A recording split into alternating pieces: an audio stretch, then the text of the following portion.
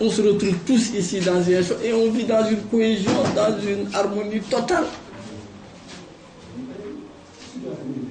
Il n'y a pas ce problème. Cham, il a sorti un article pour dire que le MFDC a demandé de voter pour Baldé. Là, dans Ambrousse, là, c'est des peuples qui sont là.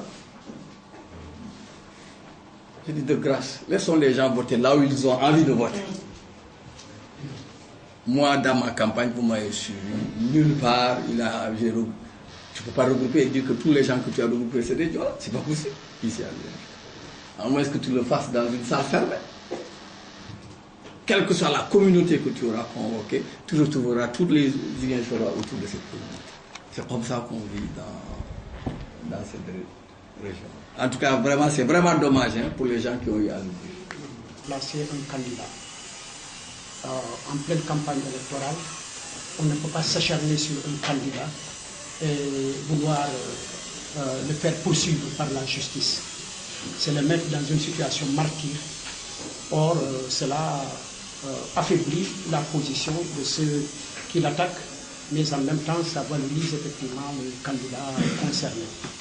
D'autant que la situation de martyr est une posture particulièrement avantageuse pour celui qui en est victime ou bénéficiaire. Je crois que cela est une chose. La deuxième chose, globalement, l'électorat ziguinchorois est un électorat, ou casamançais de manière générale, est un électorat qui se manifeste par les difficultés qu'il y a véritablement à amorcer le changement. La perspective du changement peut être perçue, mais l'amorcer est souvent très lent. C'est ainsi qu'on a pu constater même que pendant qu'il y avait un raz-de-marée en 2012 en faveur de la deuxième alternance, au niveau de la Casamance de manière générale à Ziguinchor, le premier tour s'est caractérisé par le fait que les gens sont restés fidèles à l'ancien régime. Cette position est une position qui est assez caractéristique de notre situation ici, où on veut plus aller vers ce qui présente la sécurité que pour aller véritablement vers l'aventure. Pour le reste, il est évident que c'est une coalition qui est vieille simplement d'à peine 2 mois, qui n'a pas eu le temps nécessaire de l'implication, qui a eu une difficulté d'adaptation à l'interne pour rendre plus cohérente et plus décisive l'implication dans les élections. D'abord, j'apporte un témoignage pour le mandingue que je suis dans cette coalition. Pendant tout le temps que nous avons été dans les meetings et pour les contacts que nous avons eus, jamais je n'ai entendu parler d'une manifestation identitaire de la part du candidat Moussa Diédhiou ou de tout autre candidat. Et d'ailleurs, me concernant, je suis très allergique effectivement à ces logiques identitaires. Mais je peux témoigner que je ne l'ai jamais vu. Mais d'autre part également, il faudra qu'on comprenne une chose. Quand on est dans une région que l'on appelle Ziguinchor, où la moitié, plutôt la majorité de la population est constituée d'une communauté ethnique, il est absolument normal que quand on est candidat, que la base naturelle soit effectivement les membres de cette communauté ethnique. On ne le reprocherait pas à M. Abdoulaye Baldé Bibi à Kolda, qui a gagné largement, qui est un peul dans un monde de peul. Mais on ne le reprocherait pas à Khalifa Sall, qui dans sa déclaration officielle, dès les proclamations des résultats, a salué les dignitaires de la communauté Lébou. Il les a cités nommément, dont le grand Serigne Abdoulaye Matar Diop et les autres, qu'il a été personnellement rencontré maison par maison pour les encourager à le supporter. Et pourtant, on ne dirait pas de Khalifa Sall qu'il a fonctionné sur une base de logique ethnique avec les Lébou, les dignitaires Lébou qu'il a été voir.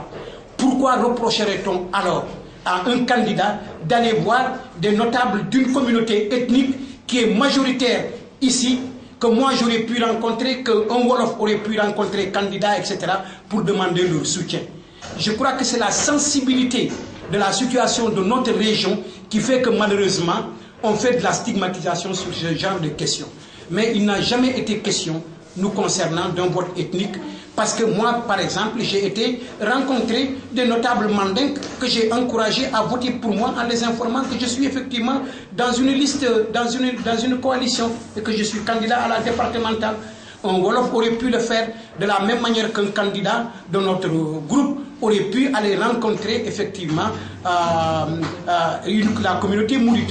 Je termine pour dire qu'à Périssac, à l'occasion de notre meeting, nous avons été informés que la communauté des marabouts Peul de la mosquée ont invité un candidat pour prier pour lui et qui est aussi un candidat Peul.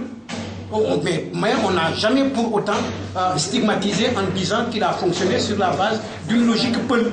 Donc je crois qu'il faut que sur cette question précise, ces accusations portées à tort et qui coûtent cher à la région dans son développement, dans la cohésion sociale, qu'on les évite et qu'on laisse ces débats de caniveau véritablement à ceux qui veulent s'embourber dans la boue, quoi, mais que nous, on s'élève au-dessus de cela. Le travail de la coalition, nous avons travaillé d'arrache-pied avec beaucoup de sacrifices, beaucoup d'organisation et les résultats sont là, nous les constatons tous. Et pour moi, c'est une victoire éclatante, oui, de la coalition que nous avons eue à Enampor. Cela montre tout simplement que, parce que la question m'est personnellement adressée, de me prévaloir d'une base politique réelle. Et aujourd'hui, je peux dire haut la main que j'ai gagné quelque part. Mais ils ne seront pas nombreux à dire, ces leaders politiques ici à Ziguinchor, que j'ai gagné une base ou que j'ai gagné tel ou tel autre endroit. Enampor est un royaume avec 13-14 villages. Nous avons fait un très bon score là-bas. Et même à Toubacouta, où les gens pensaient pouvoir faire un 100%, en 1 heure de temps, en une seule fois, nous avons pu leur prendre 22% de l'électorat. Ce n'est pas rien.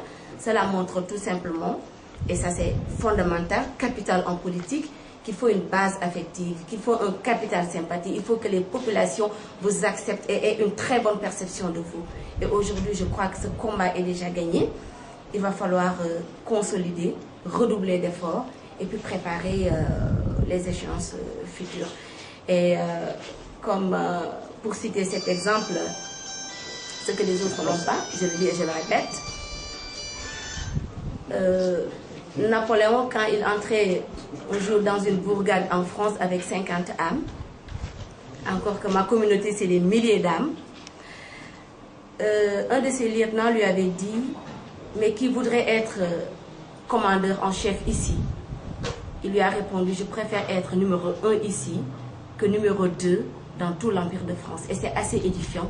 Aujourd'hui, je peux au moins me prévaloir d'une base quelque part et puis redoubler d'efforts. Aller de l'avant.